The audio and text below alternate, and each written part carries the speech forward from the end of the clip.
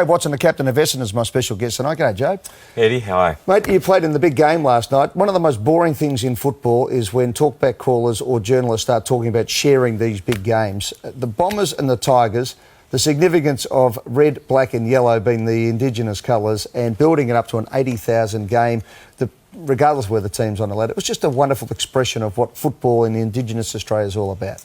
Yeah, it certainly was, and I think that certainly both clubs really embrace the night and the occasion, and it's a fantastic occasion for a lot of Australians to be involved in the night, and we really enjoyed. The players obviously love playing the game, and it was just a wonderful occasion for us. Well, mate, it's a wonderful occasion for us to have you here in the studio tonight. We've got a package of you in action. We're going to roll to it now. I think my colleagues upstairs thought I'd forgotten about it. I wanted to talk to you about the Indigenous round first. But let's just have a look at Jobe Watson, because I think he's one of the more fascinating blokes in football. Let's see what he does on the ground. The whole crowd is willing that young fella there, Jobe Watson, to get his first touch for the night. Will it be his first ever goal in league football? Watson gets it. Great start for the youngster. Nice shot out of the way from the aerial out. Watson to run on the ball and kick the goal. Hard one ball from Watson. Probably doesn't mark it. Watson was waiting for it. Bounces goals. That's quality. Watson from behind, playing forward, gathers, goes, goals. There's a captain's effort. Watson, I think it was. The skipper nails it for the Bombers. A genuine star of the competition is Jobe Watson. Jobe, let's go back to that first game, though, because you were thrown in. In a lot of ways, you reminded me of your first game of Jack Watts' first game. Friday night football, Sheeds had talked it up. It was Tim's son, all the hoo-ha. And you're a bit underdone to go into that game. And it seemed a bit like Jack Watts, which seemed to me to be a marketing exercise rather than bringing the kid through when he should have got through. And there was a lot of doubters at that stage. To get from there to where you are today, it's a tremendous journey. Yeah, it's funny how you see your body shape change from when you're an 18-year-old to now. And I suppose, early on I was probably a little bit naive as to what the requirements to be an AFL footballer were. And it took me a while to sort of realise, what I had to do to get my body in a physical shape to play and the preparation required. So certainly it's a great journey, and, I've learnt some really valuable lessons and was lucky enough. Sometimes guys are in and out of the system really, really quickly, but I was given 4 years to develop properly, and I was able to do so. You copped a belting though early. It must have taken an impact on you, and Tim for that matter, and Susie, your mum, and your sisters, the whole family. It was almost as if people had said, right, OK, Tim's been the golden boy of football. Let's give the son a whack on the way through. Don't think you're going to have lightning striking twice. Luckily, it has turned out that way. But did you feel that at some stage you were getting a bit maligned more for the attributes of your father than you being a first-year player at that stage?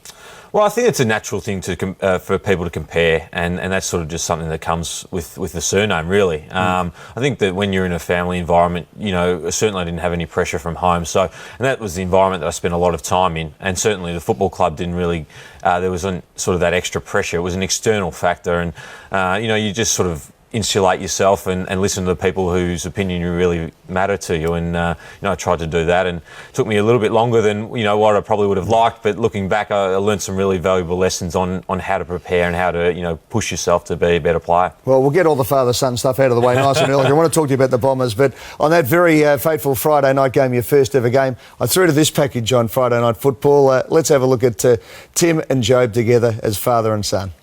How do you become a great player, Dad? Well, I suppose you've got to love the game first, Jobe. You've got to really have a real passion for the game. Watson, terrible Timmy, what can he do? Beautiful kick, what a goal! It's hard to think, how good is it, what's it like to be the son of, a champion? Well, you sort of think, well, what's it like to be the son of an all person? OK, Jobe, well, we're finished now. How about we go and have a kick? Oh, yeah, I'd love to. OK, that ball looks like it needs a few dinks in it. What do you blush about more, the shot there of you lifting your shirt up, or your dad's pink shirt and pink pants at the end there, by the way? Yeah, he thinks he's a bit of a fashionista, so it's nice to see him get caught out occasionally. Well, he was in the fashion world for a while there. He was coming up with his own label, I think, from memory, amongst other things he was doing along the way. Yeah, he sort of gets his fingers in all sorts of pies. He was the star of the footy show when it first started, the first year. He's an amazing guy, Tim. I've known him for a long time, interviewed him 1,000 times, and He's doing great things these days on SEN and Channel 7, and I think he's got so much more to give in football. Does he now step back and let you do your own thing? I think he's always been pretty conscious about it, and I think that he's sort of wary of it. And I suppose in the business that he is in, that he is required to have an opinion on things, and so I think it becomes quite difficult for him when he's talking about Essendon or talking about me individually. So I suppose it's a fine line that he sort of has to balance and walk along because he is required to have an opinion about competitors or the team itself. Mate, tell us about your journey. You struggled with your kicking. Were you a good kick at school? I mean, you're a star player at school, but you struggled at AFL level. Was it the pace or was it just a bit of technique? And how have you got yourself to now where you're a very accurate kick at goal? Yeah, I think it's just a natural thing for young players is you miss a few and you lose a little bit of confidence. But I found that the coaching that I was able to get through various people, it just becomes repetition. And the more you practice it, the more you simulate the kind of AFL pressure and fatigue, the more natural it becomes. And that's sort of, I suppose, that's sort of what worked for me was, just repeating, trying to simulate those kind of things and repeating it and doing it as much as I could. You look and sound like your old man, there's no doubt about it, but there's elements of your game that I see a lot of Diesel Williams in. You share a manager, Peter Jess. Did you speak to Diesel at any stage, or did you look at his game as a template for where you needed to get to? Yeah, and I was really fortunate that Diesel, even though he's got a very strong Carlton connection, he took some time and did some one-on-one coaching with me and just taught me about how he saw the game and how to push yourself. The way that he would count possessions to stimulate himself to become better and better and challenging himself. And I never really thought about the game like that, and it just sort of opened up, I suppose, the aspects of what it takes to be a great player, and also the technical things that he helped me with, the hands and working with your teammates, and also the kicking side of it as well. But I had some other great coaches, Scott Camporelli and Gary O'Donnell were midfield coaches when I was at the club, and now Simon Goodwin. So I've been very fortunate enough to be surrounded with really high quality people and coaches. Any tricks that he showed you? Because he used to have some interesting training techniques that he used to do to get his hand-eye coordination, but your kicking, your vision seems to be now, you've got that extra second or 2 seconds to deliver, and there's no panic, and you hit the target so often these days.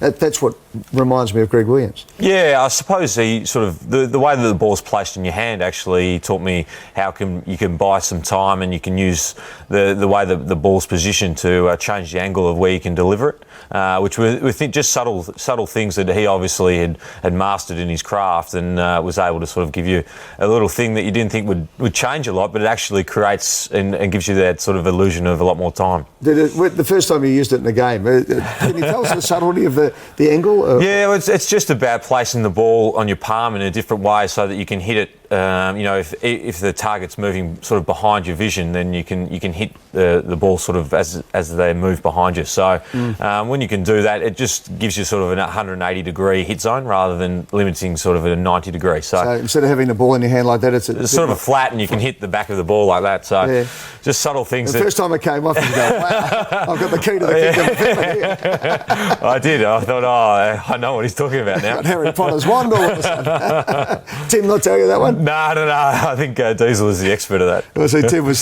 such a natural player. Lives with you. Scott Gumbleton played today.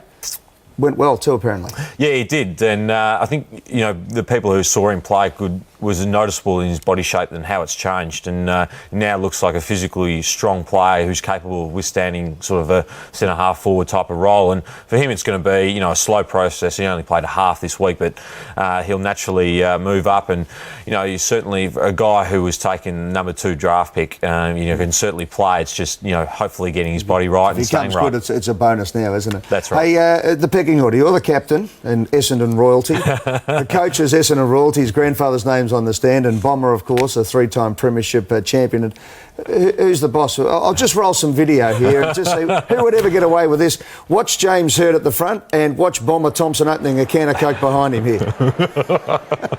Look. Pretty fortunate that was the Bomber, I think.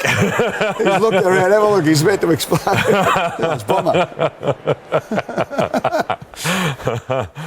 Yeah, no, it doesn't obviously get too serious in the box if they can sort of laugh that one off, but it was good to see. And you got Sheeds this week? Yeah, and the brand new stadium up there, so it's going to be I suppose there'll be a lot of people who will be heart torn either way with Sheeds and his contribution to the football club and then the Essendon team at the moment. Now, you wouldn't have seen this, but this was the Essendon website today. It was a back-end muck-up, but a bit embarrassing. Have you seen it? The Bye versus Essendon.